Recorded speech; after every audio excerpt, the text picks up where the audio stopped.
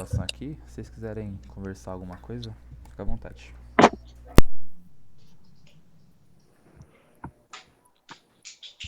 Bom dia. Bom dia. Bom dia.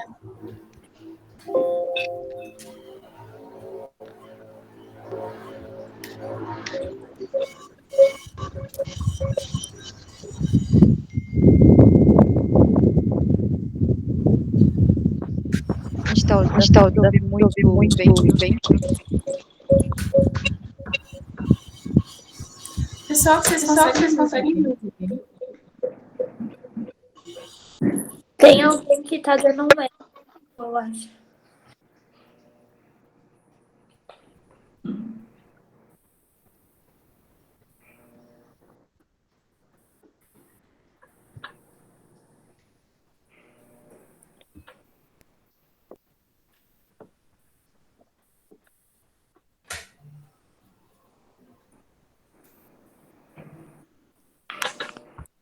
Paulo, você já está trabalhando presencialmente no Instituto? Como é que tá?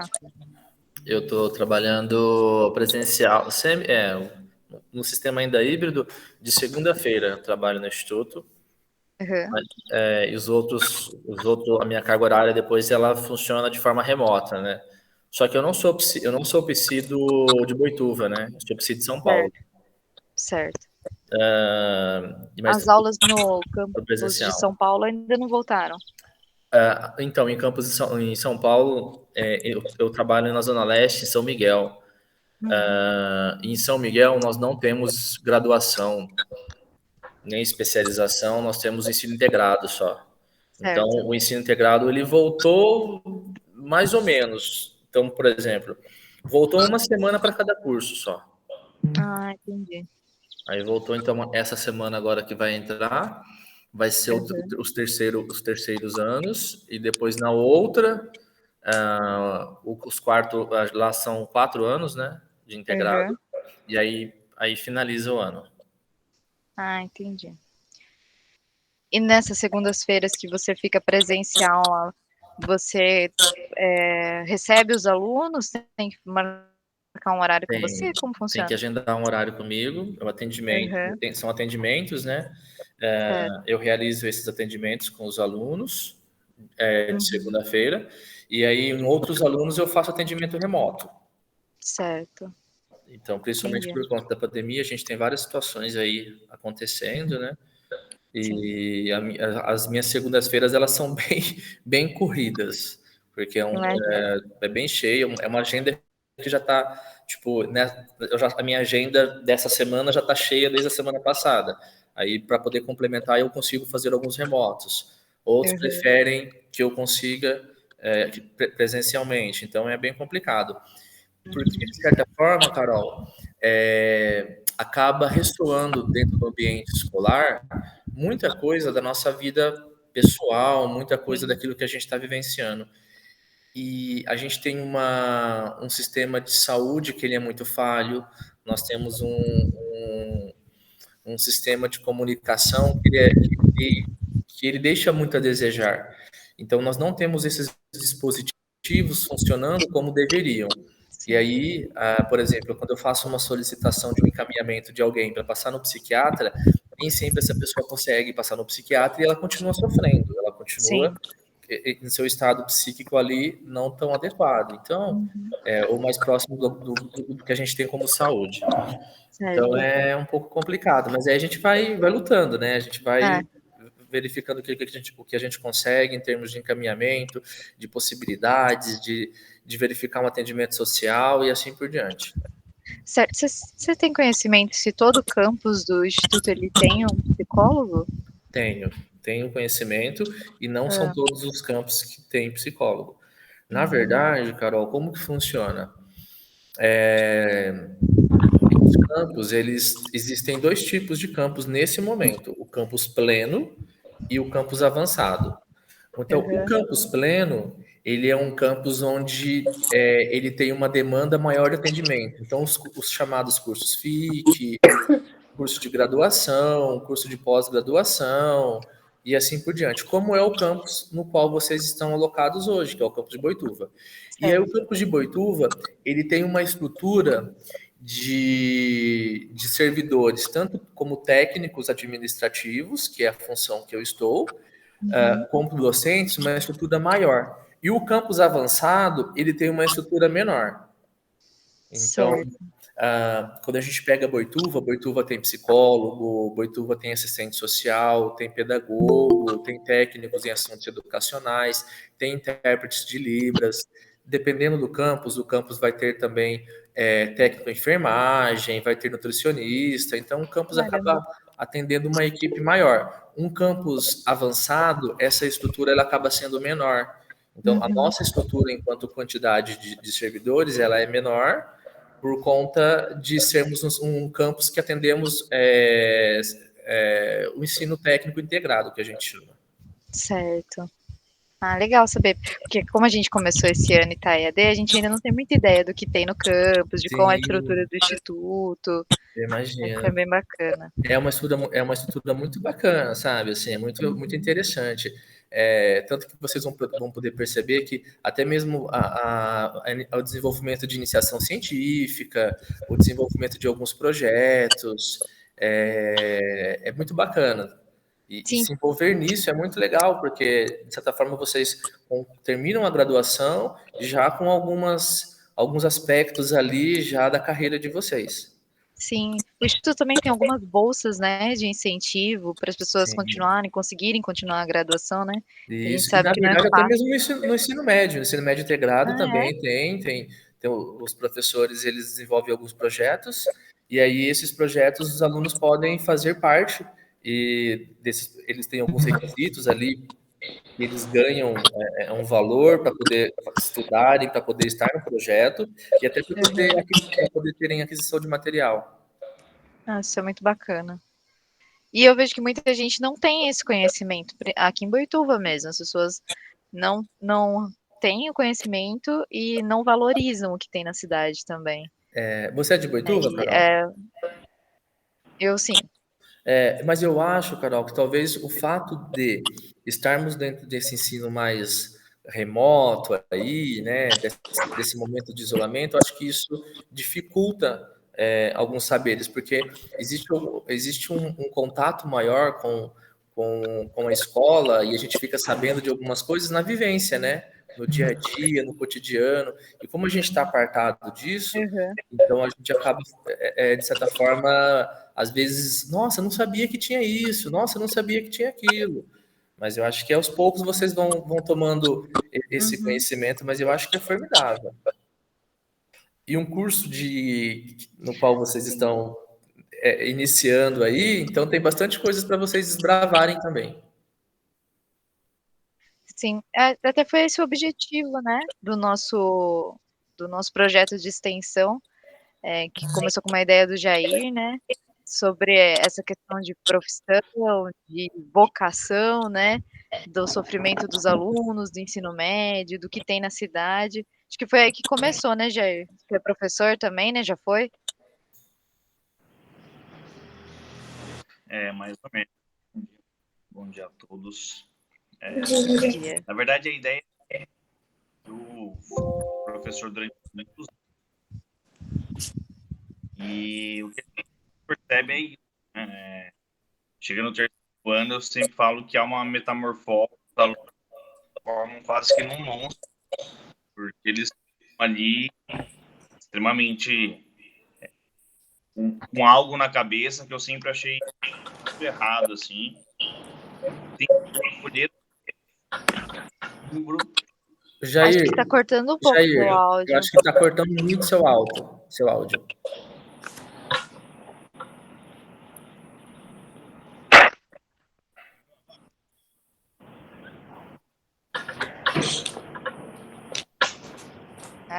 Outro problema do ensino remoto. Acho que, infelizmente, por ser sábado, as pessoas não vão conseguir participar tanto, mas se a Giovana quiser compartilhar já os slides, pelo menos a gente faz uma conversa, né, entre a gente. Sim. E eu acho também, Carol, que às vezes, assim, por ser sábado também, mas eu digo também assim, que o importante é a gente fazer o trabalho que vocês estão se propondo, seja com 3, com 4, com 5, o importante é a gente desenvolver isso. É um momento importante de aprendizado para vocês. Uhum. Acho que é a Gabriele que vai começar falando, ou o Jair mesmo? É o Jair, mas se ele não conseguir, eu posso tentar apresentar a parte dele. Ele tá aí? Eu não-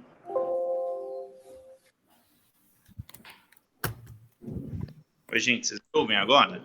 Opa, tá bem. Sim. Agora tá bom. Eu tava travando, porque eu acho que era o local onde eu tava, não tava muito legal. Só antes da gente começar, Paulo, a Carol falou de um ponto em relação à escolha do tema, Certo. e eu fui professor no médio durante 14 anos da vida, e a angústia que eu via dos alunos, porque para a gente, assim, a impressão que eles passavam, e é o que eles sentiam, sentem até hoje, é que, assim, chegou o último ano do ensino médio, ele tem apenas um ano, como se fosse uma ampulheta rodando, para que até dezembro eles escolham a profissão, saibam no que vão trabalhar, escolham qual as faculdades. Então, assim, era uma situação, e, assim, mesmo não sendo psicóloga, a gente conseguia entender a bagunça que isso faz na cabeça deles, que é, na verdade, meio que uma coisa que eu falo que, não a sociedade, mas é tão enraizada culturalmente que tem que passar numa faculdade, escolher era complicado, assim. Bacana. E se a gente pensar, Jair, de um tempo, de um momento que você está me contando isso, quando a gente faz esse parâmetro para hoje, a gente vê poucas alterações nesse sentido. A gente vê poucas mudanças nesse sistema de vestibular, de entrada. A gente tem uma mudança muito grande aí com o Enem, né? O Enem ele foi um divisor de águas no que a gente tem como vestibular, no que a gente tem como processo de admissão, de entrada dentro do ensino superior. Mas essas angústias que você está me relatando, que são vivenciadas, que você percebia nos seus alunos, elas são angústias que ainda se mantêm. Nós temos e agora? O que eu faço? Eu vou escolher? Nossa, mas eu vou ter que escolher isso e eu vou fazer isso para sempre da minha vida? E se eu não gostar? E se isso não der dinheiro? E a sociedade não valoriza isso? Como que eu faço isso agora? Mas aquilo que eu gosto não dá dinheiro. Mas aquilo que dá dinheiro eu não gosto. O que eu faço com tudo isso? Então, são várias contradições que são vivenciadas em um momento de vida que o adolescente está passando ali, que é muito complexo, é muito difícil. Então, quando a gente pensa dentro de um projeto de orientação profissional, de um projeto de entender um pouco a dinâmica desse candidato, é a gente poder entender essas percepções. E principalmente, Jair, quando a gente fala em orientação profissional, a gente fala em orientar, não de a gente definir, não de bater o martelo. A orientação profissional, ela não é um diagnóstico, ela não é você vai fazer matemática que você vai ser feliz para sempre com isso. Não é. É um processo de escolha. Então, a gente vai estar conversando um pouquinho sobre isso.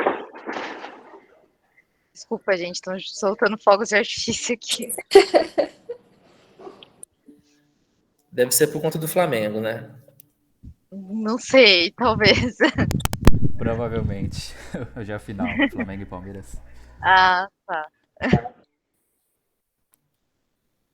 Olha aí, por que não estão participando da nossa roda de conversa, hein?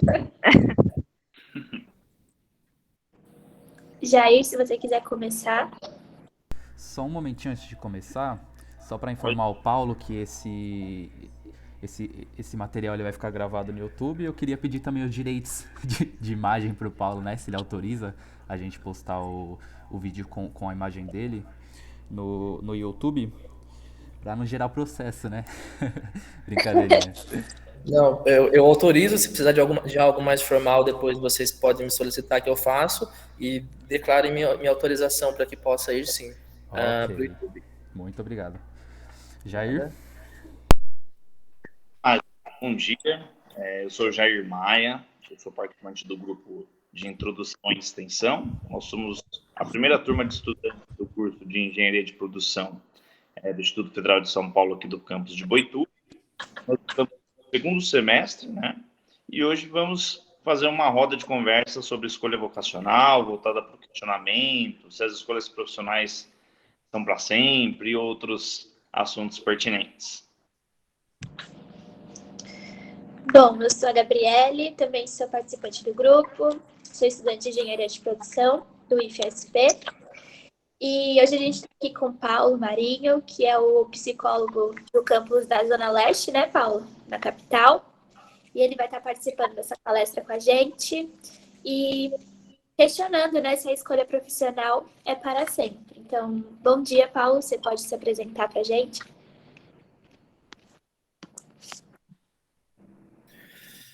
Posso sim, bom dia para todos e para todas. Meu nome é Paulo Marinho, né? Paulo Roberto Ribeiro Marinho, mas as pessoas me conhecem como Paulo Marinho.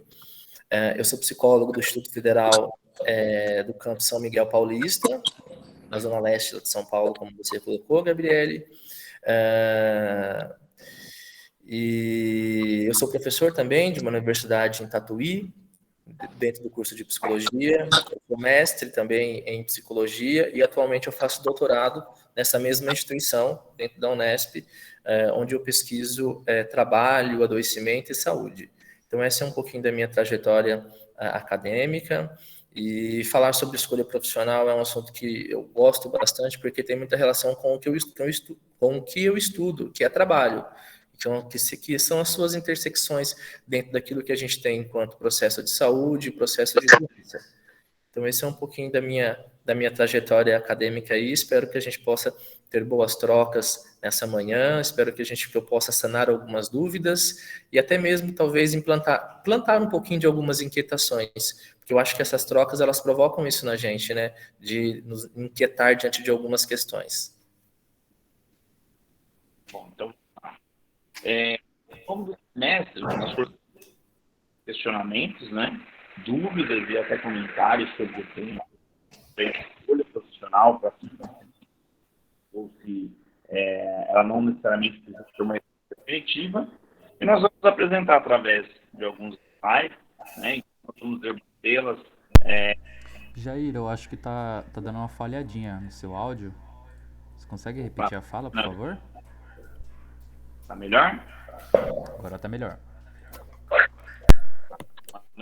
Bom, então, ao longo desse semestre nós coletamos algumas informações, fizemos questionamentos, tivemos algumas dúvidas e nós vamos então trazê-las aqui através de alguns slides e vamos debater com o Paulo aqui, o Paulo com a gente vai comentando e qualquer um que quiser participar, quiser perguntar, manda aqui no chat que ao longo da nossa conversa desse bate-papo com o Paulo a gente também vai levantando essas questões que cada um está fazendo aqui também, tá bom? É isso aí, então vamos lá começar então, a Carol vai começar fazendo as perguntas aqui e aí a gente vai conversando. Legal, eu acho super bacana esse formato, porque a gente tem a oportunidade de talvez esclarecer as dúvidas e os anseios que as pessoas têm e a gente poder analisar isso, trazer um pouco do ponto de vista tanto das pessoas que estão com algumas dúvidas, alguns anseios, como vocês que estão dentro de um outro momento, que seria dentro da graduação, e talvez aí para contribuir um pouquinho aí com vocês, um profissional da psicologia que tenha um olhar um pouquinho mais diferente dentro dessas escolhas. Giovana, você pode trocar o slide, por favor? Obrigada. Primeiro a gente vai começar com algumas questões que, como o Jair falou, foram geradas ao longo do semestre, tá? A primeira é a seguinte: a pessoa tem como ter certeza que está estudando o curso certo através de um teste vocacional?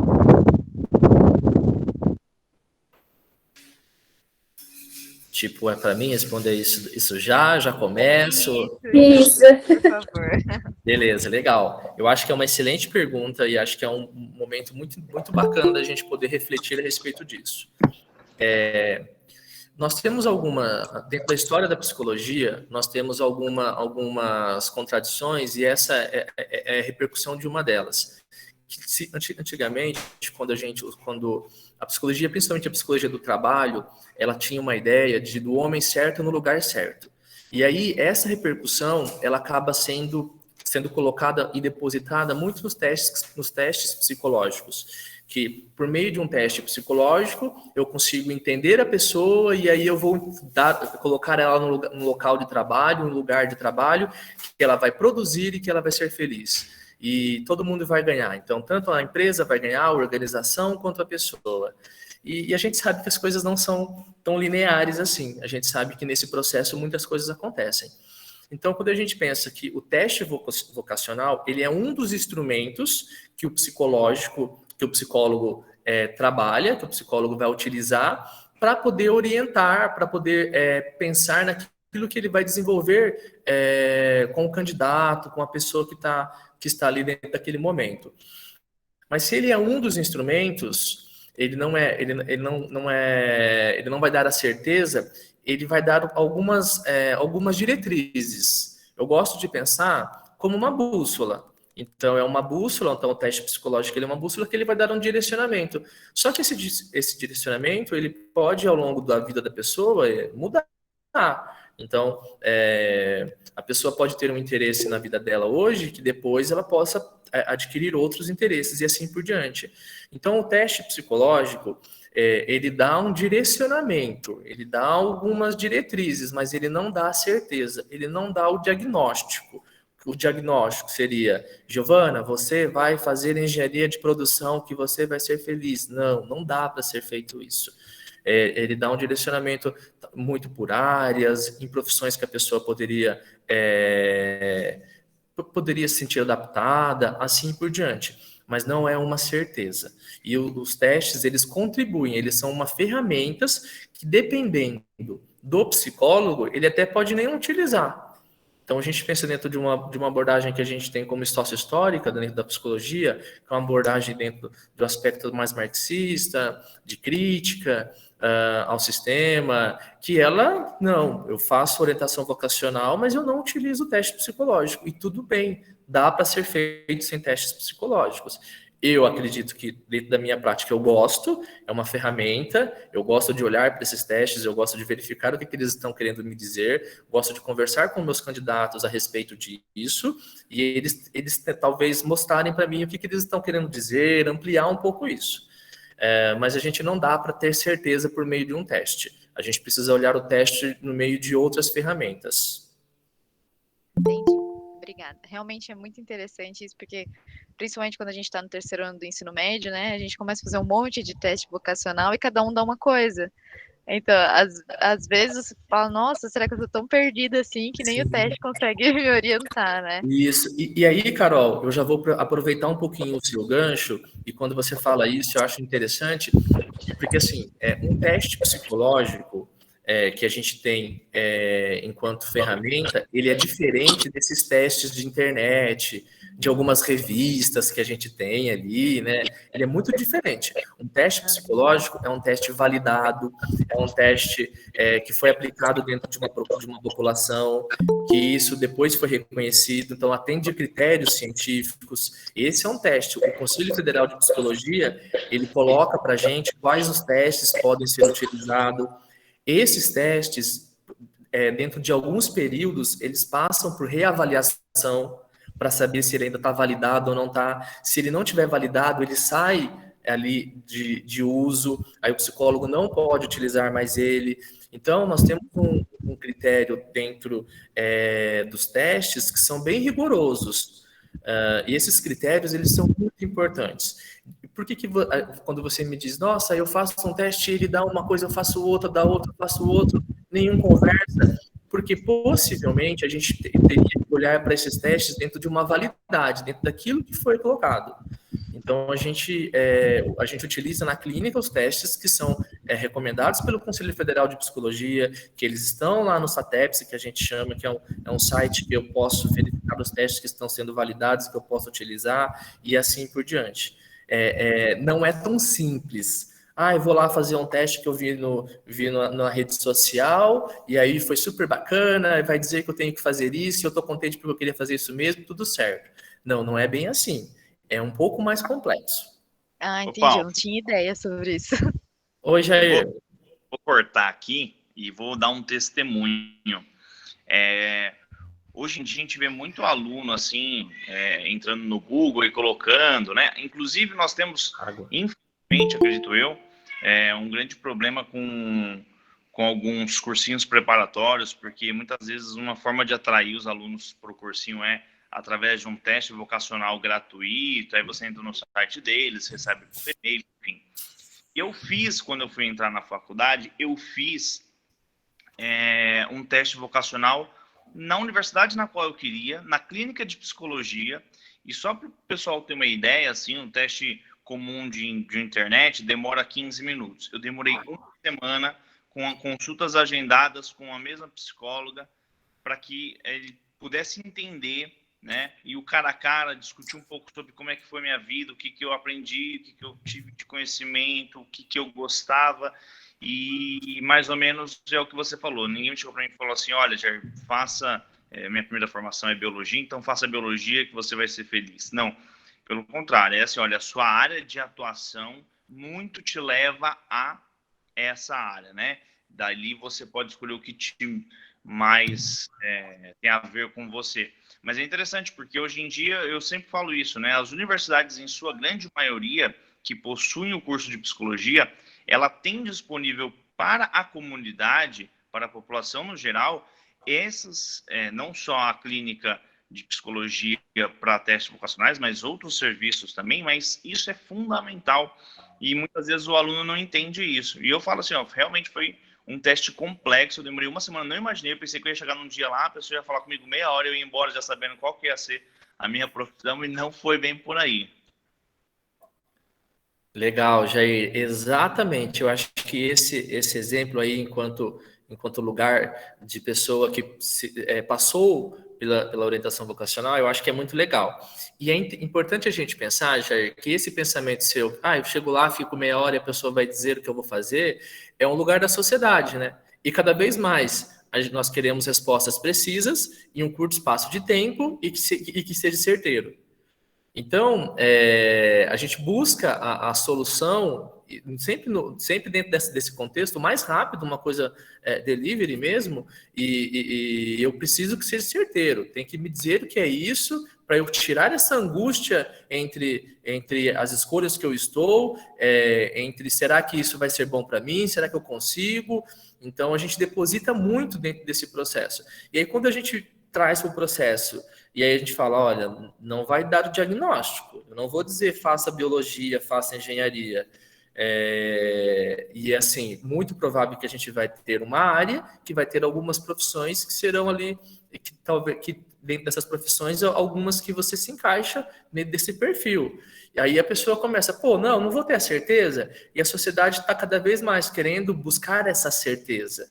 A certeza como se fosse uma pílula da felicidade. Então faça engenharia de produção que aí eu vou ser feliz para sempre. Ótimo. Então faça isso que eu vou ser feliz para sempre. E nós estamos o tempo todo sendo influenciado por um contexto familiar, por um contexto social que a gente vive, por um contexto de pessoas que a gente acaba convivendo e as profissões delas também nos influenciam. Então, é muita coisa que a gente acaba vivenciando e às vezes eu não sei se eu gosto da profissão ou se eu gosto da pessoa que exerce a profissão ou se eu gosto talvez do dinheiro que daquela profissão que ela tem. Então, é algo bem interessante da gente pensar. Quando a gente pensa, eu vou pegar o meu lugar de fala enquanto psicólogo do Instituto, as pessoas pensam muito em serviço, em serviço público. Eu quero ser servidor público. E aí as pessoas, elas almejam um cargo dentro do serviço público, e aí elas pensam na condição salarial, na condição, às vezes, de férias, em vários requisitos ali que são interessantes, que são bacanas. Mas elas esquecem que por trás disso também existe um trabalho a ser desenvolvido. E aí a pessoa fica determinado período da sua vida, ali 3, 4 anos, 5 anos, buscando um concurso público, e aí ela entra. E aí, baseado em todas as questões que são valorizadas socialmente, como salário, estabilidade, plano de carreira, baseado nisso, ela escolhe. Aí ela escolhe, depois ela vai ter que fazer esse trabalho que muitas vezes ela não pensou como seria. E aí? Eu costumo brincar com os meus alunos, né? E aí, José, o que a gente faz com isso agora? Então, a gente tem que pensar um pouco isso de forma um pouco mais ampla, turma, por conta disso mesmo. Não é pensar somente nos aspectos que me apresentaram ou que eu vejo como positivo. É apresentar como um todo. Olhar só o lado bom da situação é a gente se envolver dentro de um processo talvez um pouquinho mais imaturo, de não ver que o bom também tem o ruim. Tá? É isso. Sim. Nossa, eu achei muito bacana essa sua fala, porque tem muita gente que vive, às vezes, o sonho do pai, da mãe, né, de fazer uma universidade que talvez os pais não conseguiram devido à situação financeira, e acabam terminando a universidade e não é nada daquilo. Aí, não que perderam, mas era 5 anos que eles podiam ter investido em outras coisas, né? A gente vê muito Exato. isso. E aí, Carol, a gente pode pensar, eu dei o exemplo do serviço público, mas eu posso pensar até mesmo em pessoas que ficam ali 5, 6 anos tentando entrar numa faculdade de medicina, que a gente sabe, ou tentando entrar em engenharia porque ela quer engenharia de tal lugar, ou ela quer fazer o curso em tal instituição. Então, ela fica presa dentro de um processo até mais rígido, que às vezes ela, não, só vou ser feliz se fizer dessa forma. E a gente precisa flexibilizar. O que será que eu estou querendo? Será que a minha vaidade me leva a ser feliz só se for na USP? Ou é o curso que para mim é importante? Então, eu acho que a gente precisa refletir. E refletir é um momento muito importante da gente pensar dentro desse sistema, e não é uma decisão que pode ser do outro, é uma decisão que tem que ser minha. Não é um psicólogo, não é qualquer outro profissional que vai dizer qual é o meu caminho. O meu caminho é meu. Eu sou o autor da minha história, não é o outro. Sim, acho que isso tem um pouco a ver com essa nossa segunda questão. A questão está da seguinte forma: existe orientação para quase tudo. O quão importante seria ter um guia de carreira, né? Tanto no início, quando você vai começar a profissão, como para profissionais que já possuem uma carreira estável. Ou seja, tipo, quando eu não tenho a profissão e eu estou buscando ela, é importante eu ter um guia de carreira. E assim que eu já tenho uma profissão, é interessante eu continuar avaliando para que eu possa ter a possibilidade de mudar, ou assim que eu escolhi uma e estou indo bem, eu preciso continuar nela, né? Legal. Acho que tem um pouco a ver com isso. Sim, interessante. Mas eu acho, Carolina, que assim, eu fico pensando que um guia ele é importante porque ele é um norte ali das opções, daquilo que se apresenta enquanto profissões. Enquanto norte, sim, eu não gosto daquela coisa fechada, daquela coisa mais rígida. E um guia que ele se apresente como profissões, eu acho que é adequado, porque você pode, nossa, mas o que... Às vezes até a gente mesmo, né? O Jair falou que ele fez biologia. E biologia era a minha segunda opção dentro da faculdade, que depois, num certo momento, ela passou a ser primeira por conta da dificuldade de passar em psicologia. Mas aí, Jair, eu fui entender biologia. E aí eu fui entender biologia e tinha uma grade imensa de física, de matemática, de química. E aí eu falei, pô, essas disciplinas não têm muita relação comigo, não. Não são disciplinas que eu consiga desenvolver, que eu consiga fazer e que eu consiga depois estar explicando para alguém. Então eu acabei entendendo um pouco do que era a biologia, do que fazia um bacharel em biologia, do que fazia uma pessoa que tem a licenciatura em biologia, e aí fez com que eu refutasse. Então, eu acho que é importante esse norte para que a gente possa conhecer as profissões e entender um pouco mais a respeito delas. Mas não o norte de que, eu vou colocar o dedo lá e vou fazer isso agora, porque tem que ser assim. A gente precisa repensar um pouco o quanto que o meu perfil ele está em consonância dessa profissão ou não. Isso é uma questão importante. E aí, dentro dessa mesma pergunta, quando você me coloca a respeito dos profissionais que já possuem uma carreira estável, eu acho que a gente tem que estar o tempo todo pensando na nossa profissão, porque assim, eu estava pensando ontem mesmo em relação a vocês. Pô, legal, escolhi uma profissão de engenharia de produção, interessante, estou feliz. Não estou feliz, não. Porque dentro da engenharia da produção, vocês têm uma infinidade de áreas.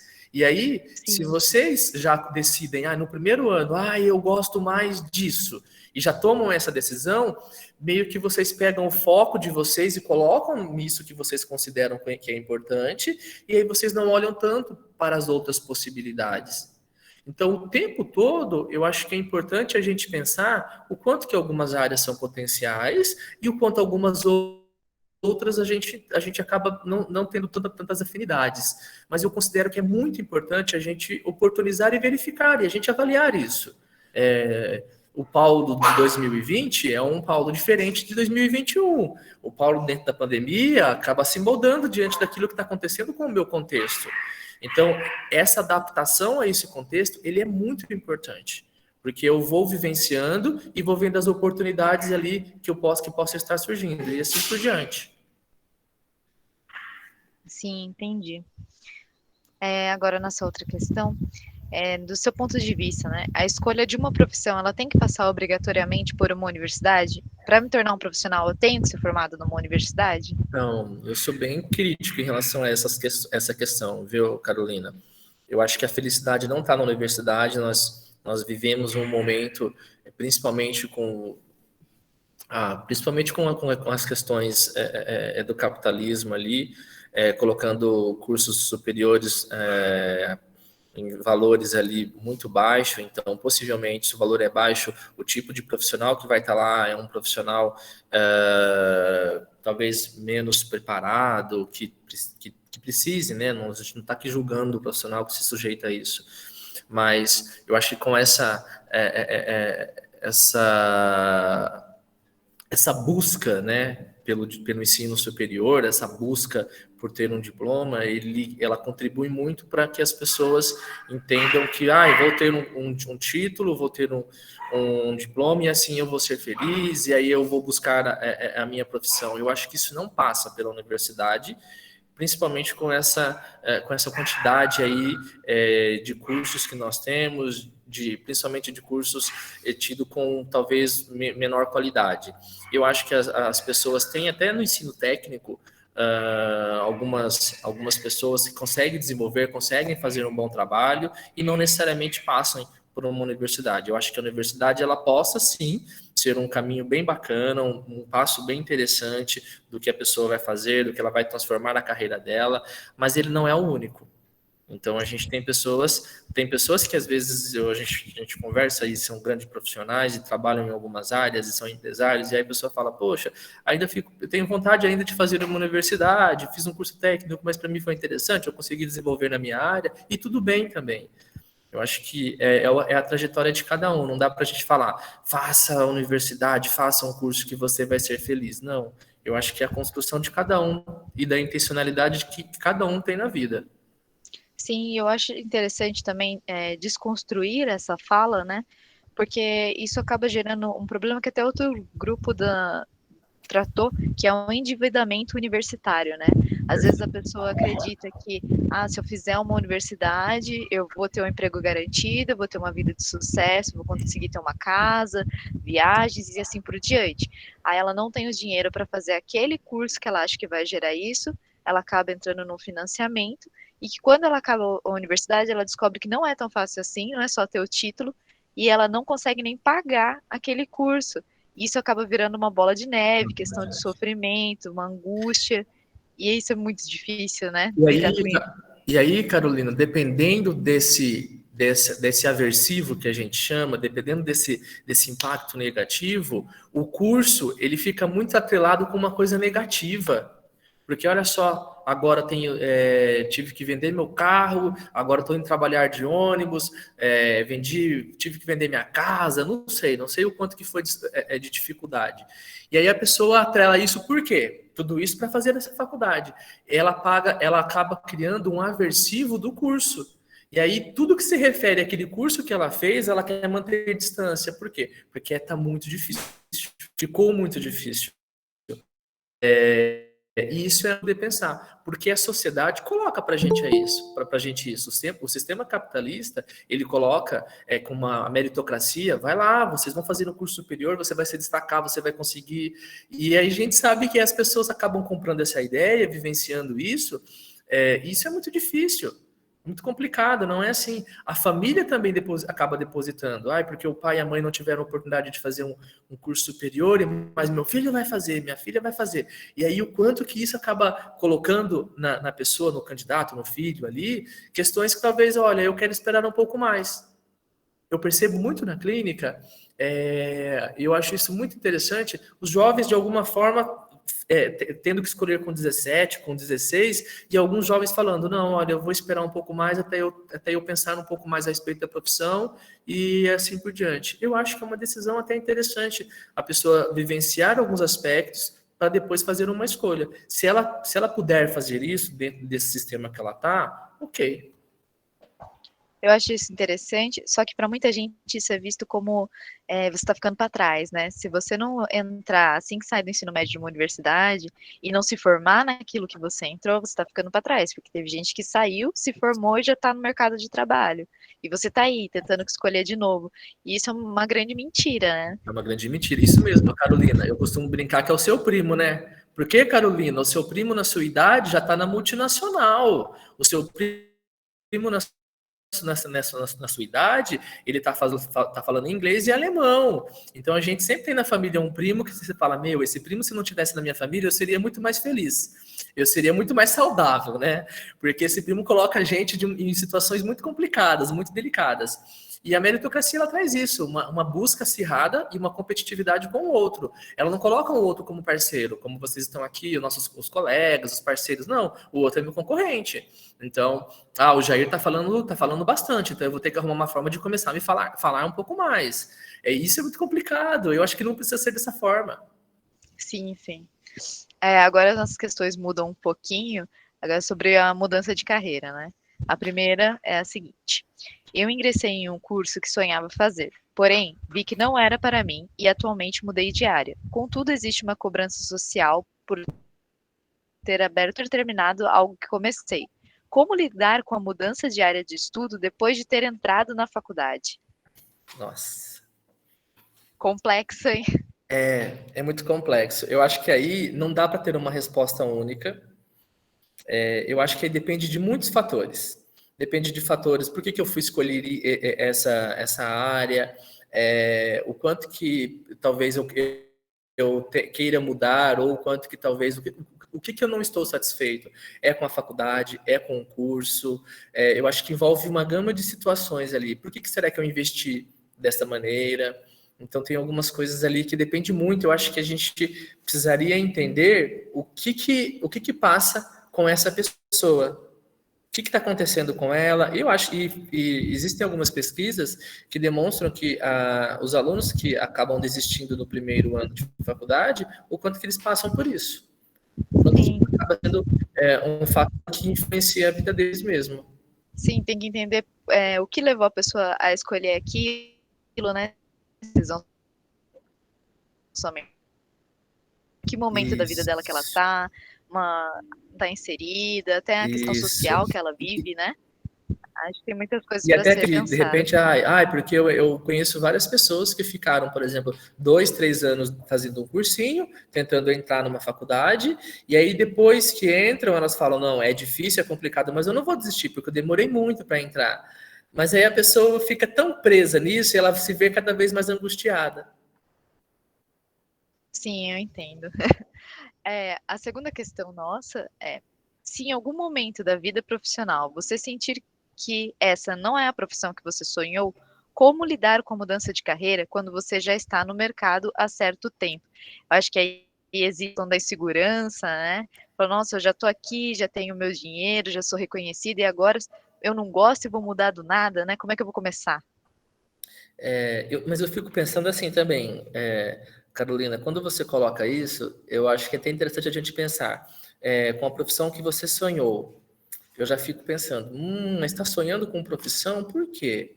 Porque eu acho que a gente idealiza algumas coisas que elas estão fora da realidade. E isso funciona, isso tem uma função dentro de um campo do sonho, dentro de uma questão de desejo, dentro de uma questão de, de desejo mesmo, mas de sonho. Eu acho que a gente precisa repensar um pouco isso. Eu preciso pensar, por que eu estou sonhando com isso? E se esse sonho ele tem um distanciamento da minha realidade, é para a gente olhar para ele.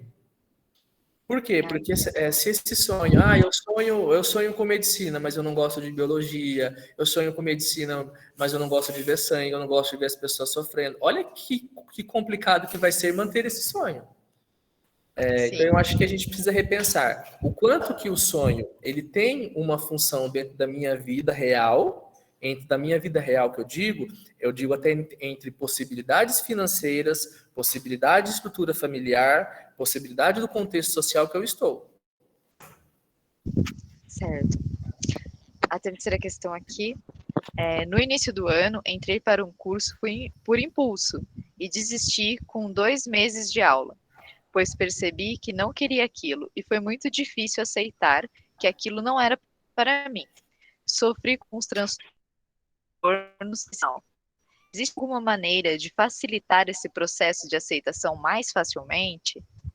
Bacana. Eu acho que essa é uma questão que acaba acontecendo bastante, porque o que é complicado, pessoal, eu acho que uma coisa interessante da gente pensar é que quando a gente escolhe algo, a gente está abrindo mão de outro algo.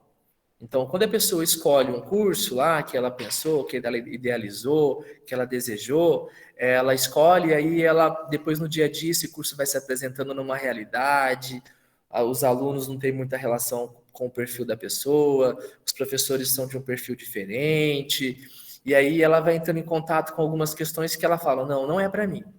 Aí ela fala, eu vou desistir. Aí vamos pensar que seja um curso de odonto. Eu vou desistir. Para ela desistir de odonto é muito difícil. Mesmo que ela fala, não é odonto, é fisioterapia que eu quero. Então escolheu fisioterapia, mas como que é para ela largar o odonto? Porque todo o processo de escolha, ele coloca para a gente abrir mão de algo.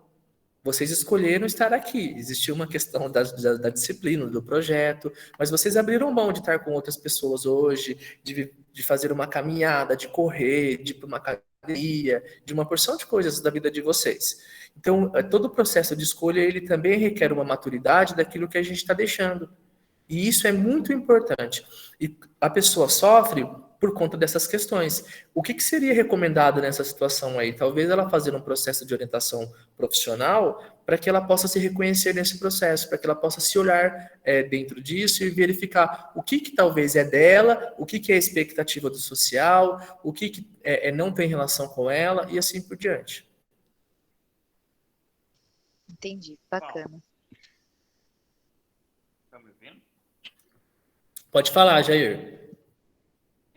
Só em relação a essas últimas duas questões, queria saber a sua opinião, porque, por exemplo, assim, o que eu percebo muito, e percebi ao longo desses anos que eu dei aula, é que as próprias universidades colaboram para essa questão. Porque, por exemplo, quando a gente pega o caderno do aluno lá, do vestibulando, e você olha a guia de profissões, nunca é assim, olha, você vai fazer medicina, ou uma outra profissão. Então, vamos supor, vai lá, economia.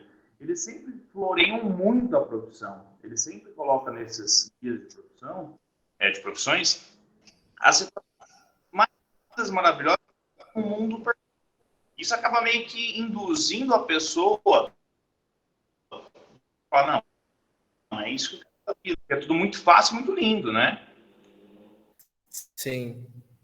É complicado. E é interessante a gente pensar, as universidades particulares, elas acabam seguindo nessa lógica, elas acabam fazendo os cursos, as feiras de profissões. E é muito interessante pensar nesse sistema, Jair. Vou pegar um pouco da sua área também. Aí tem lá o pessoal de biologia. O pessoal de biologia leva a cobra, que tá lá no vidro, levam outros apetrechos ali da biologia, que se a gente for olhar, muitas vezes o estudante vai passar o curso inteiro ele não vai ter um contato com a cobra que está lá no vidro, que ele não vai ter esse contato. Então elas acabam floreando de alguma forma a profissão na tentativa de atrair os candidatos. Então, o que eu acho isso muito complicado. Eu penso muito na questão de o quanto que eu conheço a respeito daquela profissão para que eu possa tomar uma decisão mais pautada na realidade. E as universidades, elas apresentam os cursos, apresentam o lado positivo ou os aspectos na intenção de atrair esses jovens. E a mídia, as redes sociais agora, elas colocam isso também, influenciam muito a gente, Jair. Influenciam bastante. E a gente tem que pensar o quanto que essas questões elas acabam influenciando nas nossas escolhas.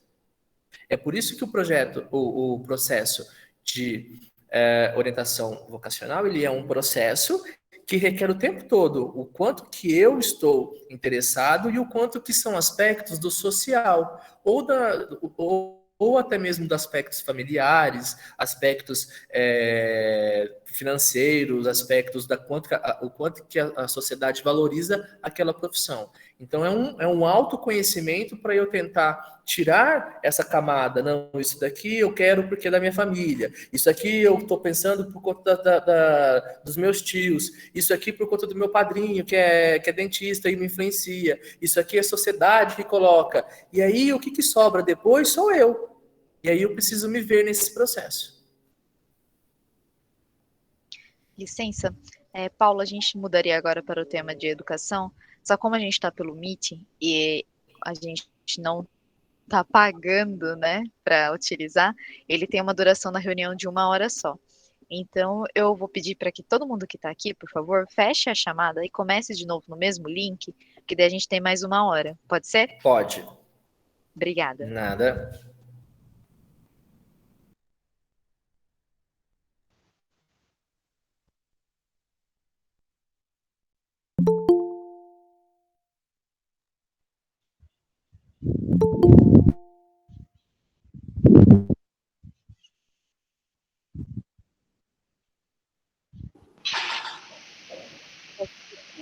Opa. Interrupção.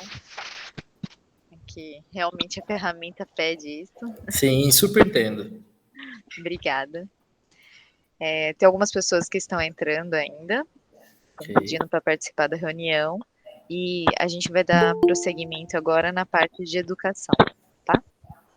A primeira questão é a seguinte: o novo modelo de ensino médio deve contribuir ou não para a escolha profissional? É complexo falar, né? Eu acho que quando a gente pensa no novo modelo de ensino médio, eu acho que é um pouco complexo, porque o quanto que nós teremos desse modelo realmente implantado, ou o quanto vai ficar isso somente no papel. Então, eu acho que tem uma questão a gente pensa, tá, partindo desse novo modelo, de uma escolha por áreas, de um ensino técnico, que a pessoa vai poder ter essa escolha das áreas que ela vai estar estudando, eu não sei o quanto que a gente consegue, na prática, ter realmente isso ou não. Mas eu vejo como positivo a pessoa que tem uma afinidade por algumas áreas, ela poder já dentro do ensino médio fazer as suas escolhas. Eu acho isso um pouco mais interessante nesse sentido. Eu acho também que é uma pergunta muito interessante, que talvez o Jair, enquanto lugar de professor, que ficou muito tempo, o quanto que ele pensa a respeito disso, porque eu acho que é uma questão muito mais prática do que uma escolha, tipo, o que eu penso a respeito, se vai ser melhor. Se for realmente plantado, talvez dentro da psicologia, escolher algumas áreas que nós temos afinidades, possa ser legal. Mas enquanto professor, o que será que o professor pensa a respeito disso? Eu acho que isso é uma questão que dá para a gente ampliar. Bom, então eu já vou até meio que falar exatamente o que você está falando, assim. O ensino médio, o novo ensino médio começa o ano que vem, né? Impreterivelmente, ele começa, foi determinado, foi separado, quais escolas vão ser o quê? Eu acho que tem 2 pontos, né? Eu acho que, então, a gente deve ter testes psicológicos ou vocacionais implementados mais cedo, né? Então, já que a gente vai para o ensino médio, a gente vai ter, então, no final do ensino fundamental, menos entender o que eu vou escolher, ou o que eu gosto. A segunda situação que eu acho que, assim, tudo bacana, eu acho que o ensino ajustado, o novo, ele vai muito de encontro com o que se faz fora ao longo do mundo inteiro, mas tem um problema. Nós estamos dando o ensino médio, mas estamos... Jair, tá cortando um pouco. Melhorou? Melhorou. Nós estamos mudando o ensino médio, mas não estamos mudando a forma de ingresso à universidade. Então, o que nós fazemos? Estamos mudando o texto, o meio como você prepara para ele fazer antes. Então, acho que o grande gap, o grande problema que nós temos ainda para a educação, principalmente para a educação superior, é que nós ainda vamos ter muitos alunos ainda passando pelas mesmas situações, porque eles vão ter que se preparar da mesma forma. Porque vamos pensar, como é que cada vestibular, imagina uma USP, que não é Enem, ela vai fazer o quê? Ela vai fazer uma escolha, quem for fazer vai fazer esse vestibular. Quem for fazer biológico vai fazer, não vai existir, provavelmente. Né? Então a gente vai mudar o meio final, vai ser mais do mesmo. Então eu acho que deve ser prejudicial. Eu acho que o que deveria realmente mudar é o ensino médio, mas a forma de universidade. Beleza. Entendi. Faz sentido, Jair. Certo. Agora a nossa segunda questão. Os professores, durante a vida escolar básica, deveriam auxiliar os alunos com um direcionamento de carreira e apresentando as opções de forma natural, tirando assim a pressão da escolha no último ano do ensino médio? Essa apresentação deveria começar desde criancinha? Então, eu acho interessante a gente poder apresentar as profissões de forma natural, ou que isso pudesse fazer parte dentro do projeto político-pedagógico. Eu acho isso como uma forma que eu acredito da gente poder ampliar e mostrar as possibilidades. Eu só sou crítico em relação... eu não sei se o Jair era professor de uma escola municipal, estadual, mas eu fico pensando no sistema público, que eu fico pensando em passar mais essa responsabilidade, mais essa função para um professor, que ele tem uma sala de 35 alunos ou de 40 alunos ali, e ter que dar conta de fazer esse momento ainda. Então eu fico muito preocupado, Carolina, porque assim... Nos últimos anos, e aí eu vou ser um pouco mais chato, porque é isso que eu estudo, nos últimos anos nós temos o professor como uma segunda categoria que mais adoece no Brasil. E aí eu fico pensando que o quanto que a gente fala em reforma de ensino médio, a gente fala em tempo de escola integral, a gente fala em ensino médio integrado ao técnico, eu falo em mudança curricular, a gente fala em várias discussões, e aí a gente não fala de valorização do professor. A gente não fala do quanto que da saúde desse professor. E tanto que a gente está discutindo profissão, em algum momento falar assim, do nosso convívio, ou do nosso contexto, alguém fala, eu quero fazer faculdade de História, eu quero fazer letras, eu quero fazer pedagogia. A gente já olha, nossa, verdade, você quer ser professor, nossa, super preconceituosa diante desse contexto. Porque é difícil. Ser professor no Brasil é algo muito difícil. E aí eu só fico preocupado, eu acho importante que isso pudesse fazer parte do projeto político-pedagógico, mas eu fico preocupado da gente estar dando mais um cargo, mais uma função para esse professor dentro de um contexto que é altamente desvalorizado. Nós temos algumas pesquisas que demonstram que daqui a alguns anos nós teremos uma falta imensa de alguns professores já. Então, professores de matemática, de química, de física, daqui a alguns anos nós teremos uma falta muito grande. A gente olha vestibulares de alguns locais, vou citar para matemática Bauru, às vezes dá dá 2, é um número muito pequeno, pouco expressivo, não sei o que foi, mas é assim, é um interesse menor das pessoas. E aí eu estou atribuindo mais funções para esses professores. Eu acho que a gente precisa repensar um pouco o professor enquanto espaço de mudança dentro da escolarização, dentro das escolas, dentro desse processo. A gente precisa dar voz para os professores. Sim, eu passei por isso também. Quando eu estava no ensino médio, eu sempre gostei bastante de matemática e gostava muito da minha professora também. E quando estava se aproximando do final do ensino médio, eu fui conversar com ela, né? Falei que eu gostaria de ser professora, talvez procurasse, né, para fazer licenciatura em matemática e tal. Aí ela falou: não, tira isso da cabeça, pelo amor de Deus, não faça isso. E acabou que eu não fui mesmo. Até passei pelo Enem em física também, mas acabei não me fazendo por esse medo, né? Falando, nossa, mas a profissão é tão ruim, né? Melhor fazer outra coisa. É isso mesmo. E é uma desvalorização. Isso que a professora retrata para você, porque ela tem um carinho por você, e é algo muito difícil. A gente precisa olhar os professores de uma outra forma. E que olhar que é esse? Olhar de uma forma valorizado financeiramente e socialmente. E eu acredito que dentro desse contexto de pandemia, a gente volte depois, a gente possa retornar, mas que o nosso olhar ele não possa ser o mesmo pelo professor, de desvalorização, de você é louco que você é professor, você tem que dar 40 horas aulas e depois corrigir provas, é muito complicado, não é fácil. Sim, eu imagino. Em relação a isso que você falou, eu dei aula sempre, né? Trabalhar, como os alunos sempre perguntam se a gente dá aula ou também trabalha, mas dei aula tanto no público quanto no privado, e existem duas situações, né? Primeiro, a que você falou em relação aos cursos e à falta de professores. Há alguns anos atrás, ela e outras mais também, eles estavam fazendo o quê? Divulgando cursos de licenciatura gratuito. Não tinha mensalidade, era gratuito. Então, era história, geografia, exatamente por esses profissionais ainda existe, mas não tinha mais procura, né?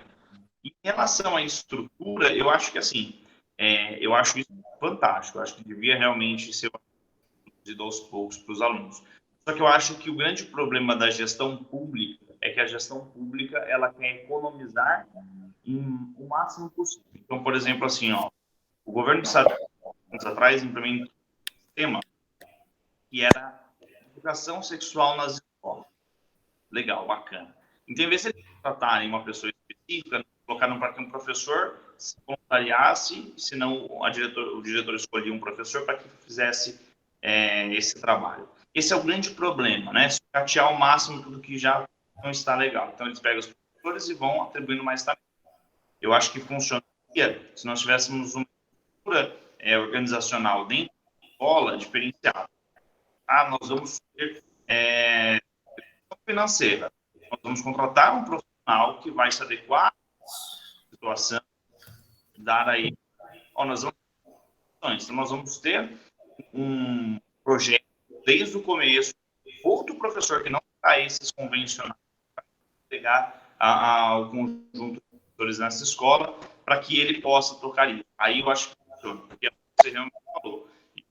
E 10 professores no qual eu entrava na sala dos professores, 7 tinham problema de audição ou de voz.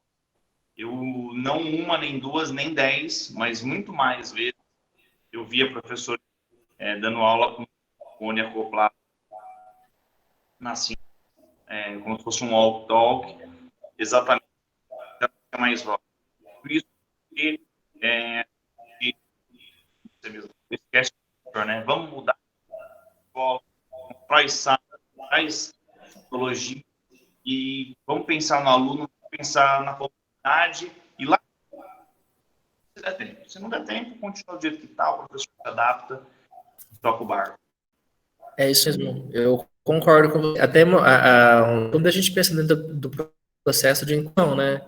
Então, o processo de inclusão ele foi colocado e aí a gente sabe muito a realidade das escolas públicas, muitas vezes falta de capacitação em termos de ofertar capacitação para lidar com alunos de inclusão, com alunos com deficiência, e aí isso é colocado. Então eu fico preocupado nesse sentido mesmo, que eu acho que quando a gente faz um projeto, olha, isso vai ser feito, mas isso vai ser direcionado por um professor que vai vir, vai dar essa aula, ele vai a carga horária é X, tal. Eu acho que isso é bacana, isso acrescenta muito. Mas quando isso fica a cargo do professor, eu acho que a gente está ali atribuindo muito mais situações para esse professor. A minha orientadora, ela fala uma coisa que é muito interessante.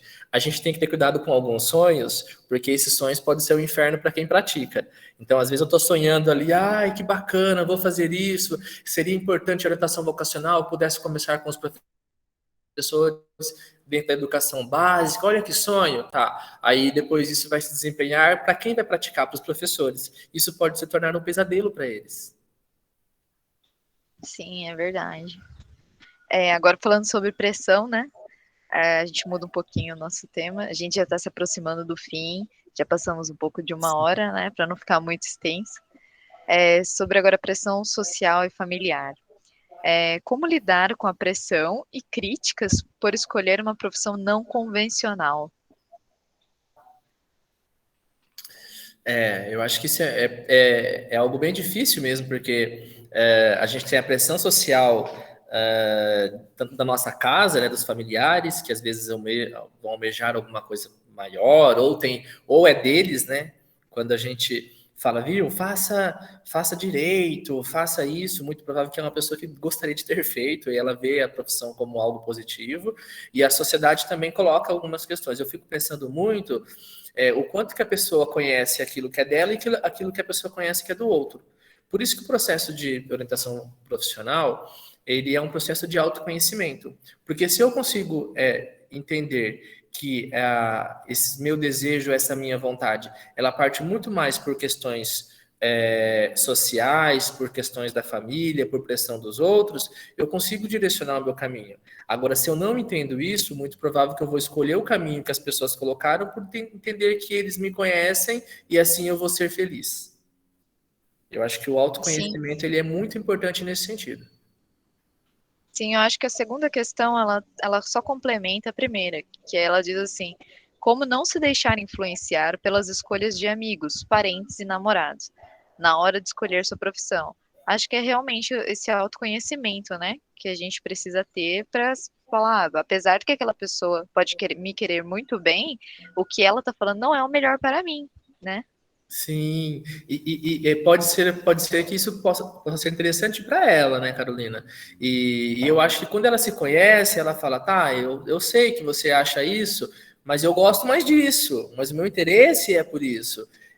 Porque senão acaba sendo muito complicado. E a gente tem que ter um cuidado também, Carolina e turma, de entendermos o quê? Às vezes as pessoas olham para a gente, e eu acho isso muito interessante, e aí você não tem cara de.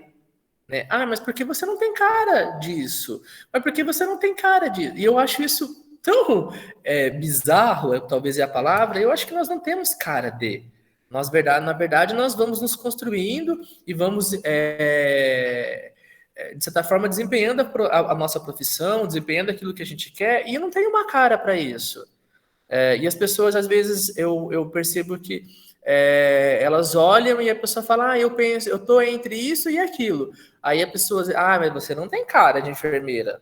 Mas, você não tem cara de nutricionista. E a gente tem que se preocupar com um pouco disso, porque assim, não é a cara, não existe uma cara. Fico imaginando, a criança nasce, recém-nascida, a gente pega, nossa, olha que bonitinho, esse daqui vai ser engenheiro de produção.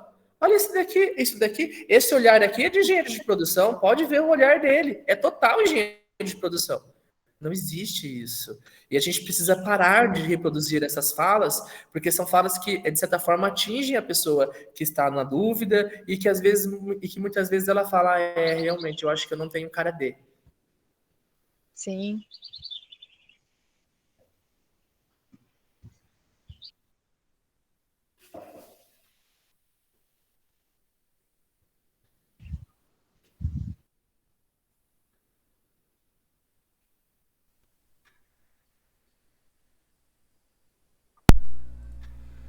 Bom, gente, temos mais alguma questão nos slides? Sim, desculpa, gente, acabou cortando a minha internet aqui. Tranquilo. A última questão foi falada? Foi sim. Ah, Não, tá bom. não. Qual a questão 3? Você fala? Ah, Eu vou situar. Eu tava na parte que o Paulo tava falando sobre a cara D, né? Eu até tenho um testemunho. Eu trabalho na manutenção, sempre trabalhei nessa área e sempre estudei áreas mais masculinas, né? E aí passei até por dentro da minha casa, porque falou, nossa, mas isso não tem nada a ver com você, né? Eu sou mulher, tenho 1,50 e pouco de altura, e até quando eu comecei a trabalhar, ninguém dava nada pra mim. Foi muito difícil conquistar esse lugar. Mas hoje eu sou feliz nele, né? Ótimo, bacana, que bom. Sim. A última questão sobre pressão social e familiar é como devo contar aos meus pais que não quero seguir a carreira que eles querem que eu siga? Eu fico pensando nessa questão muito interessante. Será que eu preciso contar para os meus pais que eu não quero seguir a carreira, que eu não quero seguir a carreira que eles querem? Porque eu fico pensando dentro de um comportamento de família, pai e filho, eu acho que a gente tem uma intimidade para eu não precisar contar, para ele próprio perceber algumas questões. Então eu acho que quando eu fico pensando, nossa, como que eu vou contar? Como se fosse uma coisa errada, né? Parece que eu vou ter que contar, que eu vou ter que dizer algo que vai contrariar eles. Quando nós temos intimidade dentro do nosso vínculo familiar, paterno e materno, eu não preciso contar, porque as minhas próprias atitudes, aquilo que eu faço, o meu comportamento, ele vai contar. A minha ação, o meu interesse pelos estudos. Eu fico pensando assim, ó, o pai e a mãe querem que que o filho faça uma engenharia. Aí o aluno, desde o ensino médio, passa raspando em matemática, física e química. Aí ele vai chegar no ensino médio, na época de escolher, como que ele vai contar que ele não quer fazer engenharia? O pai e a mãe estão vendo o esforço, às vezes faz recuperação, desde sempre. Então, eu acho que é muito de o quanto que os pais eles precisam ter uma intimidade com os filhos para que ele não precise contar, para que a gente possa entender o que vai ser a escolha. Eu acho que e a gente observar os comportamentos. Não dá para o aluno passar, ficou de recuperação, pagou aula particular de matemática, tá difícil. Aí no último ano, nossa, como que eu vou contar que eu não vou fazer engenharia? Não, isso está mais do que contado. A gente precisa ter um olhar um pouco mais clínico e aí a gente ter intimidade. Quando nós temos intimidade, as coisas vão acontecendo de modo natural e mais fácil. eu Sim, tenho uma eu colega, acredito né? nisso também. Gente, estão me escutando? Sim, Eu tenho uma colega, nós somos amigas há mais de 10 anos. E a gente fez ensino médio juntas, fez cursinho juntas. E desde pequenininha, ela sempre falava para os pais que ela queria fazer medicina. Então, os pais dela foram idealizando aquilo. E desde pequena, ela quer fazer medicina, ela quer fazer medicina. Eu falava que eu queria ser tia da perua. E aí, os pais dela foram idealizando isso. E hoje em dia, ela não gosta muito de biologia, mas ela faz medicina. Os pais dela pagam uma faculdade particular, mais de 10 mil por mês. E é uma coisa que ela não gosta porque ela teve um medo de falar para eles que ela não queria medicina, mas ela faz. Mas ela não gosta. ela não gosta. E aí a gente vai ter o quê? Uma pessoa que dentro da profissão pode ser que ela encontre uma área que ela consiga se desenvolver, que ela consiga executar, que ela consiga trabalhar com isso, ou a gente vai ter um profissional frustrado. Isso. Uhum. Eu gosto muito do exemplo eu sou péssimo com o nome, do MasterChef, aquele que é um mineiro, ele se formou em medicina, porque a família queria, e ele achava que era interessante, e ele conta Léo Paixão. O Léo Paixão, minha namorada soprou para mim aqui. E aí o Léo Paixão ele fala sobre isso. E aí ele se formou em medicina. Ele fala: me formei em medicina, peguei meu diploma, coloquei na gaveta e falou: agora eu vou fazer o que eu quero. E foi ser chefe de cozinha. Eu acho que isso é muito importante e eu fico pensando o quanto que ele teve de coragem para fazer isso, porque medicina é super, além de ser difícil, é um curso também caro, mesmo que se possa ser dentro de uma faculdade pública, é um curso caro para poder se manter, então é difícil. E eu fico pensando o quanto que faltou intimidade para que a gente possa realmente verificar quais são as necessidades e o que a pessoa tem afinidade ali com a área ou não. Sim. E não porque ele abandonou a medicina, ele deixou de ser reconhecido, né? Talvez até mais reconhecido que se ele tivesse permanecido na medicina. Sim, eu acho. E eu acho que, além do reconhecimento, é a felicidade da pessoa, né? O quanto que ele está feliz, o quanto que ele está contente com isso. E que bom que ele está contente, que bom que ele foi atrás daquilo que ele acreditava. E isso é muito importante, a gente poder ir atrás daquilo que a gente acredita, das nossas intenções. Eu acho isso bacana. E quando a gente.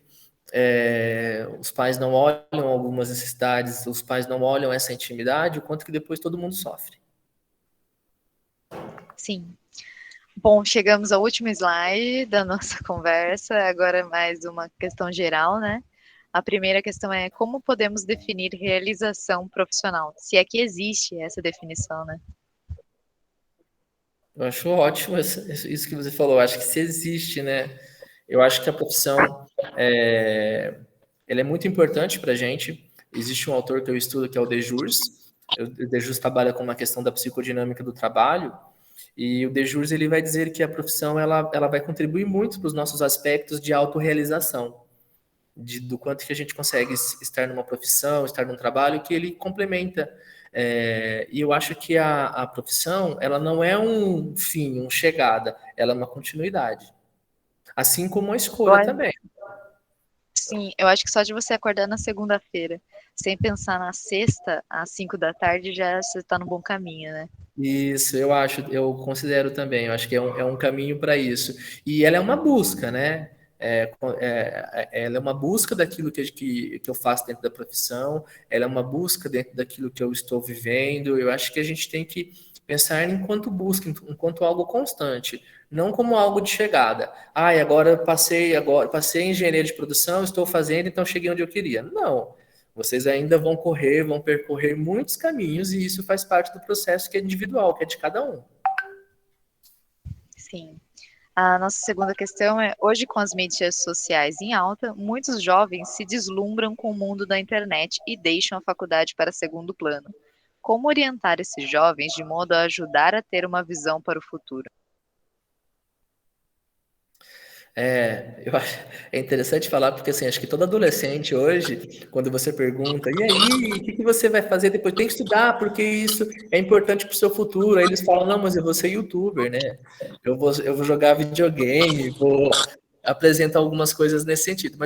E aí eu volto para uma questão, o quanto que nesse período de vida deles, eles estão mais sonhando, eles estão mais idealizando, estão desejando. E nem sempre o sonho, o desejo, ele tem contato com a realidade. Então, nesse momento, é importante que eles possam sonhar. Nossa, ser youtuber, que legal, que fera. Mas, ser youtuber tem que falar. E aí, você vai ter que. A gente vai pensar numa fala de qualquer forma. Então, tem que fazer as atividades. Então, tentando mostrar para ele a respeito disso. Mas, e aí eu acredito muito que o processo de realidade, de vida que a gente está, vai também colocando ele dentro de um momento de entender um pouco mais, de entender a importância disso. Anteriormente, os jovens queriam ser jogador de futebol, né? Qual menino que nunca pensou, nossa, eu quero ser jogador de futebol, eu quero. Eu acho que isso é importante, mas na medida que nós vamos tendo uma certa maturidade, a gente vai vendo, nossa, não, eu acho que é muito difícil, não sei se eu jogo tão bem assim, a gente vai verificando outras possibilidades, o que é natural. Sim, sim. Opa. E a nossa. Pode Oi, falar, Jair. Não, e também, assim, colocar também para esses jovens a diferença entre a escolha, por exemplo, de youtuber e uma carreira, né? A carreira ela é construída, né? Eu sempre falo assim, eu peguei muito aluno que também queria ser youtuber, jogar profissionais e tudo mais, vídeo assim, ó, anos atrás, qualquer momento uma coisa. Então, assim, para Jair, eles tá travando bastante seu áudio.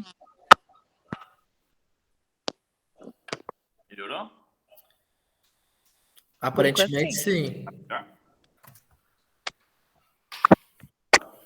Enfim. Então, assim, o que eu falo é a gente trazer essa realidade a ponto de anos. Como que nós estaremos em relação à tecnologia? Será que os youtubers serão reconhecidos? Será que ainda existirá? Porque realmente, você falou, né? O sonho existe, fazer meio que para o convencional, assim, tipo, coisa, é verdade. Né? Em 10 anos atrás, talvez ninguém era milionário. Hoje é, e daqui a 10 anos. Sim. É bom, concordo com você, Jair. Eu acho que às vezes fica se pensando, idealizando muito hoje, e aí amanhã a gente acaba não sabendo como que isso se concretiza, ou como que isso vai se dar dentro da prática. E eu fico pensando também muito da gente poder trazer também aos poucos, não de uma forma agressiva, mas trazendo um pouco para a realidade. Eu acho que isso é importante. A função de um pai, de uma mãe, de um professor ali, é a gente também contribuir com os sonhos, sim, mas é também aos poucos trazer essa pessoa para a realidade.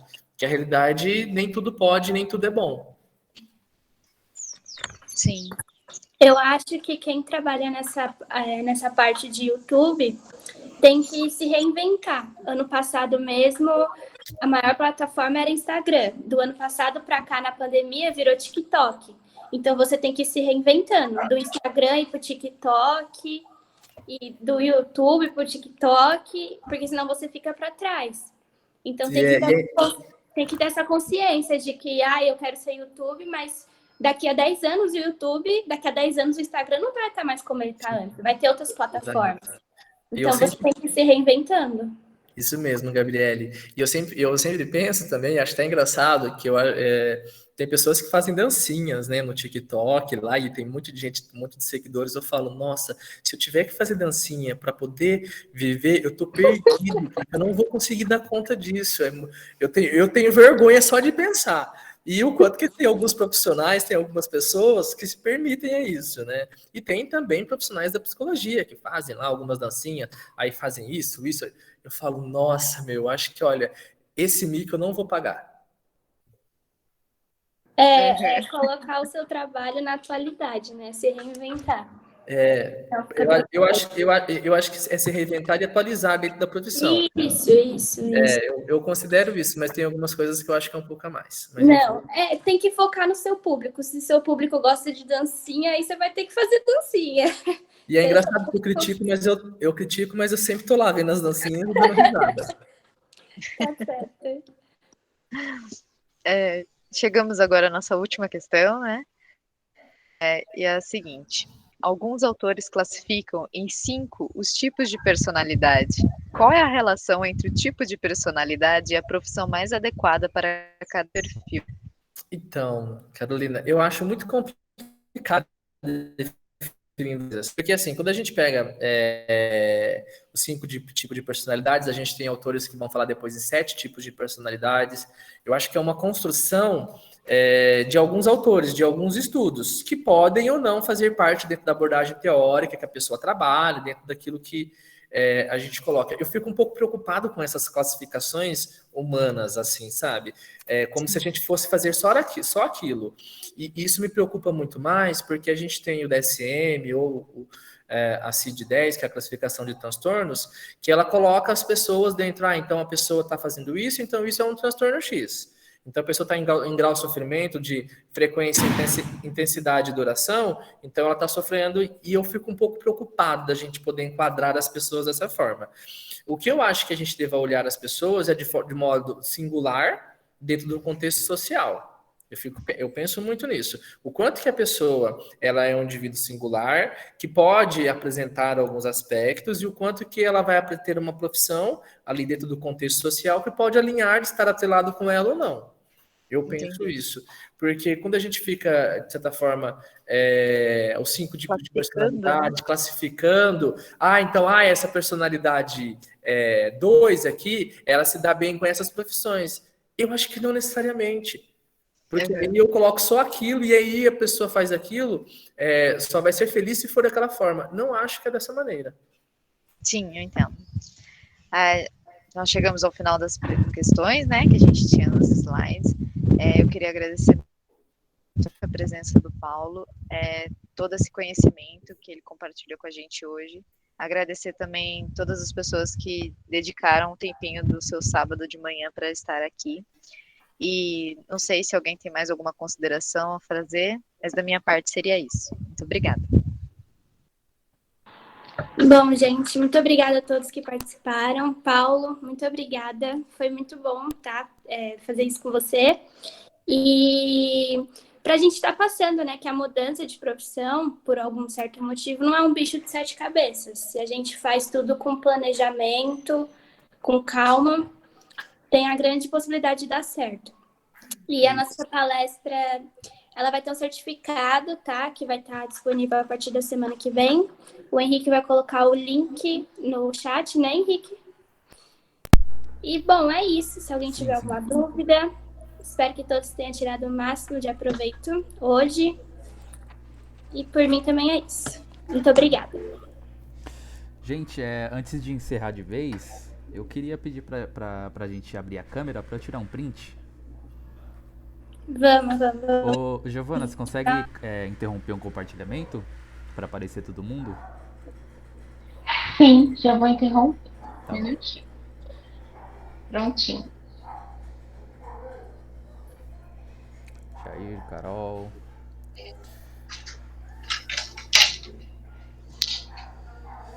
Façam suas poses, quem quiser dar um joinha. Vou tirar um print aqui pelo celular.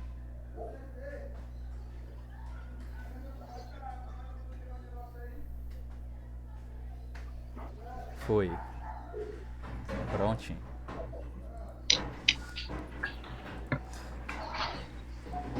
Então é isso, pessoal. Muito obrigado pela presença. Depois eu vou agradecer também. Eu acho que o Jason não pôde estar até o final com a gente. Mas o link de presença tá aí. Eu peço para quem tá aqui, mesmo que não tenha participado e nada, preencha o link. Lá também tem um campo onde você pode dar sugestões para novos temas de conversas pra gente. E também para emissão do certificado, que, como a Gabi disse, vai estar disponível até semana que vem. Enfim, a minha fala é isso. Muito obrigado a todos e muito obrigado, Paulo, também.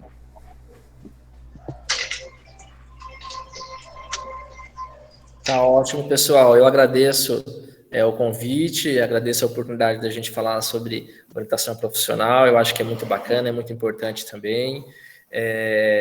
Desejo boa sorte para vocês na caminhada. A gente está quase aí acabando o ano, então vocês praticamente deixam de ser calouros aí dentro desse primeiro ano. Boa sorte na caminhada de vocês, muito sucesso, muito estudo, e que vocês possam ser felizes aí. Um forte abraço a todos e todas. Muito obrigada. Obrigada. Obrigada. Obrigado, Paulo. Foi muito bom. Tchau, tchau. Tchau, tchau. Tchau, tchau.